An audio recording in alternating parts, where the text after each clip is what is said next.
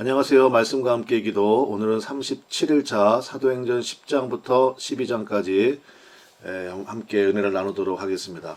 10장은 제가 이방 선교의 시작 이렇게 제목을 좀 달아봤습니다. 여기에 보면 이제 하나님께서 기도하는 두 사람을 만나게 하셔서 이방 선교의 문을 여시는 그런 굉장히 중요한 내용이 포함되어 있습니다.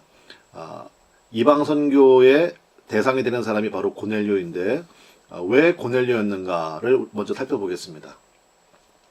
당시 이스라엘은 로마의 지배를 받고 있었고 이스라엘의 가장 중요한 도시들마다 로마 군대를 주둔시켰습니다.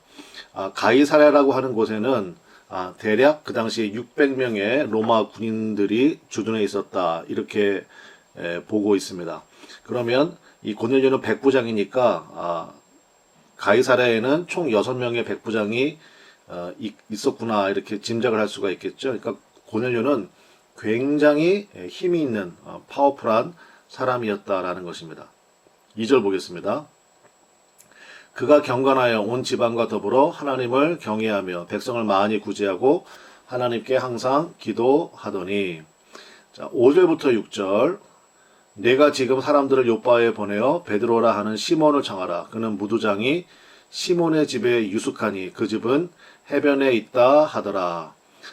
제가 여기 써놨습니다. 기도하면 연결해 주십니다. 그 고넬료가 하나님 앞에 항상 경외하는 사람으로서 백성을 많이 구제하고 기도하는 사람이었다. 그래서 고넬료를 하나님이 특별히 선택을 하신 거죠. 그래서 베드로와 연결해 주시는 그러한 말씀을 볼 수 있습니다. 두 번째, 제가 선교하신 하나님 이렇게 써놨는데요. 고넬료에게는 하나님 이렇게 말씀하셨고 욥바에 있는 베드로에게는 13절에 보니까 그 율법에서 금하고 있는 부정한 짐승들 있잖아요. 베드로가 환상 중에 하늘에서부터 그 보자기에 쌓여 있는 그 부정한 짐승들이 내려오는데 하늘에서 음성이 들리는 겁니다. 뭐라고 음성이 들려요? 일어나 잡아먹으라. 이러한 음성이 들렸단 말입니다. 이것은 율법이 예수님 안에서 완성되고 성취되었음을 보여주는 말씀이다. 이렇게 우리가 이해할 수가 있겠습니다. 유대인들은 지금도요, 율법에서 금한 음식들은 안 먹으려고 부단히 노력을 하고 있거든요. 근데 이때, 그러니까 베드로도 굉장히 놀랐을 거예요. 이건 율법에서 분명히 금한 음식인데 왜 이거를 먹으라고 하는가? 28절이요. 이르되 유대인으로서 이방인과 교제하며 가까이 하는 것이 위법인 줄은 너희도 알거니와 하나님께서 내게 지시하사 아무도 속되다 하거나 깨끗하지 않다 하지 말라 하시기로. 네, 베드로는 다시 한번 메시지를 통해서 하나님께서 주시는 말씀을 깨닫게 된 것입니다. 35절에 각 나라 중 하나님을 경외하며 의를 행하는 사람은 다 받으시는 줄 깨달았도다. 그래서 제가 여기 써놨습니다. 이방인들은 유대교로 개정하기 위해서는 할례를 받고 율법의 의식법을 다 준행해야 했습니다. 그래야만 유대인들과 교제가 가능하거든요. 근데 하나님께서 그게 아니라는 거예요. 베드로에게 하나님께서 깨끗하게 한 사람을 네가 뭐 속되다 이렇게 말하지 말라는 것입니다. 그래서 이제는 율법이 완전히 주님 안에서 완성되고 성취되었음을 보여주는 거죠. 그리고 세 번째, 그래서 이제 베드로가 고넬료 집에 갔거든요. 근데 고넬료가 백부장이라고 그랬잖아요. 성경에 보니까 자기 가족뿐만 아니라 친척들까지 많이 모아놓고 베드로를 기다리고 있었다라는 것입니다. 그래서 44절과 45절에 보면 베드로가 이 말을 할 때 성령이 말씀 듣는 모든 사람에게 내려오시니 베드로와 함께 온 할례 받은 신자들이 이방인들에게도 성령 부어주심으로 말미암아 놀라니. 47절 이에 베드로가 이르되 이 사람들이 우리와 같이 성령을 받았으니 누가 능히 물로 세례 베풀물 그 말이요 하고. 네, 좀 특이한 게 있죠. 여기 아마 굉장히 많은 이방인들이 모였을 거 아닙니까? 그죠? 고넬료 자체가 이방인이니까 자기 친척들 다 이방인일 거 아니에요. 당연히 거기에 있는 군인들도 이방인들이고요. 그런데 베드로가 이 말을 할 때, 그러니까 설교를 시작하는데 성령이 말씀 듣는 모든 사람에게 내려오셨다는 것입니다. 언제와 똑같이 오순절 마가다락방과 똑같이. 그래서 베드로와 함께 온 할례 받은 신자들이요 깜짝 놀랐다는 것입니다. 이방인들에게도 성령 부어주심으로 인하여서. 굉장히 중요한 사건입니다. 그래서 우리와 같이 성령을 받았다 그 사람들이 이방인들이. 그래서 베드로가 얘기하잖아요. 우리와 같이 성령을 받았으니 누가 능히 물로 세례 베풀물 그 말이요. 그래서 성령 세례 후에 물 세례를 받게 되는, 원래는 대부분 물 세례 받고 나중에 성령 세례 받잖아요. 근데 이 고넬료의 가정은 이게 좀 뒤집어졌습니다. 성령 세례를 먼저 받고 물 세례를 받게 되었어요. 10장에 이방인을 향해서 선교하시는 하나님의 모습이 나오고요. 자, 11장에 가면 자, 설명할 수 있는 복음 제가 써놨는데, 이제 이 사건이요, 굉장히 문제가 된 것입니다. 그래서 11장 1절에 보면, 유대에 있는 사도들과 형제들이 이방인들도 하나님의 말씀을 받았다 함을 듣고, 2절에 보니까, 베드로가 예루살렘에 올라갔을 때, 할례자들이 뭐 했습니까? 비난했다는 것입니다. 네가 어떻게 유대인으로서 이방인과 교제할 수 있느냐? 그 율법이 금하는 거 아니냐? 그 비난했다는 거죠. 4절. 베드로가 그들에게 이 일을 차례로 설명하여 17절부터 18절 그런즉 하나님이 우리가 주 예수 그리스도를 믿을 때 주신 것과 같은 선물을, 그게 바로 뭐야? 성령 강림이죠. 그들에게도 주셨으니 내가 누구이기에 하나님을 능히 맡겠느냐 하더라. 그들이 이 말을 듣고 잠잠하여 하나님께 영광을 돌려 이르되 그러면 하나님께서 이방인에게도 생명 얻는 회개를 주셨도다 하니라. 그래서 제가 이렇게 써놨죠. 비난했을 때 성령 강림 설명을 했습니다. 그랬더니 이 사람들이 잠잠해졌고요. 그 다음에 이 사건을 인정하게 되었다. 그래서 하나님께서 이방인들에게도 생명 얻는 회개를 주셨도다 하고 인정한 것입니다. 그리고 11장에 드디어 최초의 이방인 교회가 탄생합니다. 그게 바로 안디옥 교회가 되겠습니다.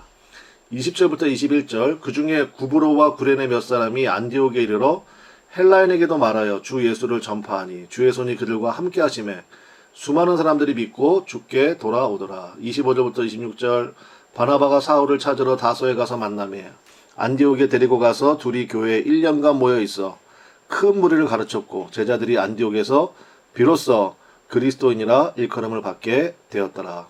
그래서 이제 이방인들로 구성된 이 안디옥 교회가 탄생하게 되고, 우리 13장부터 이제 바울의 1차, 2차, 3차 전도행이 나오잖아요. 그 본부가 바로 이 안디옥 교회가 되겠습니다. 그래서 이방인들에게 주 예수를 전파하는데 주의 손이 그들과 함께 하시고, 그 다음에 바나바가 다소에 있는 사울, 이게 바울이죠. 그래서 안디옥에서 1년 동안 열심히 사역했다는 것입니다. 그래서 안디옥에서 그리스도인으로 불림 받는 그러한 많은 제자들이 일어서게 되었다라는 것이에요. 12장은요, 교회의 간절한 기도, 이렇게 제가 써놨죠. 2절에 보면 그때 헤롯 왕이 손을 들어 교회 중에서 몇 사람을 헤아려 하여 요한의 형제 야고보를 칼로 죽이니, 이렇게 되어 있습니다. 그래서 예수님의 제자 가운데 제일 먼저 순교하게 된 분이 바로 이분이겠습니다. 그래서 사도 중 최초의 순교자입니다. 여러분 그 스페인의 산티아고 뭐 순례길 들어보셨죠? 이 산티아고가 스페인어로요, 이게 바로 야고보입니다. 야고보. 그래서 야고보 순례길. 그래서 야고보가 이제 교회 전승에 의하면 이 스페인까지, 그 당시 사람들에게 스페인이 땅끝이었거든요. 스페인까지 복음을 전했다, 이제 이렇게 우리가 인정을 하거든요. 그래서 그 야고보입니다. 그 야고보를 헤롯 이제 아그리빠가 이제 붙잡아서 죽였는데 유대인들 반응이 되게 좋은 거예요. 정치인들은 그런 거 굉장히 민감하잖아요. 그래서 이번에는 아예 수장을 잡았습니다. 5절에 보니까 이에 베드로는 옥에 갇혔고 베드로를 잡았어요. 교회는 그를 위하여 간절히 하나님께 기도하더라. 야고보에 의해서 베드로까지도 순교하면 안 되니까 교회는 그를 위해서 간절히 하나님께 기도했다는 것입니다. 10절 이에 첫째와 둘째 파수를 지나 시내로 통한 쇠문에 이르니 문이 저절로 열리는지라. 나와서 한 거리를 지나매 천사가 곧 떠나더라. 간절히 기도했는데 그 역사로 말미암아, 여러분 이제 성경을 직접 읽어보시면 알겠지만 굉장히 희한한 일이 벌어집니다. 처음에는 베드로가 환상을 보는가 싶었어요. 근데 파수꾼도 다 통과하게 되고 커다란 쇠문 앞에 이르는데 쇠문이 자동문처럼 저절로 열리는, 그리고 나서 베드로가 정신이 들었죠. 성령께서 나를 지금 건져내시는구나.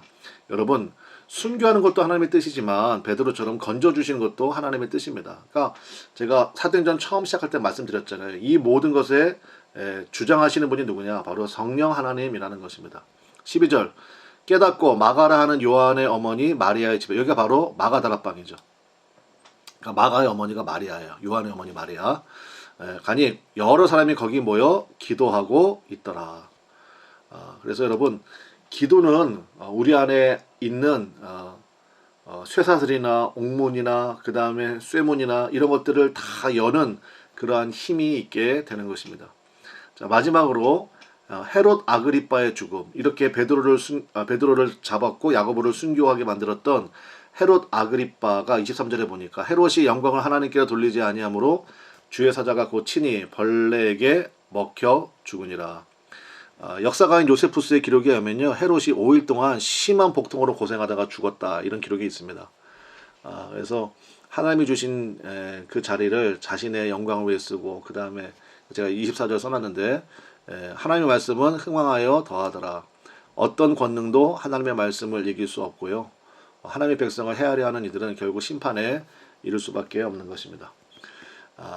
10장 이방인 선교의 문이 열리고, 그 다음에 이방인을 위한 교회 본부가 세워지는, 안디옥교가 세워지는 굉장히 중요한 장면입니다.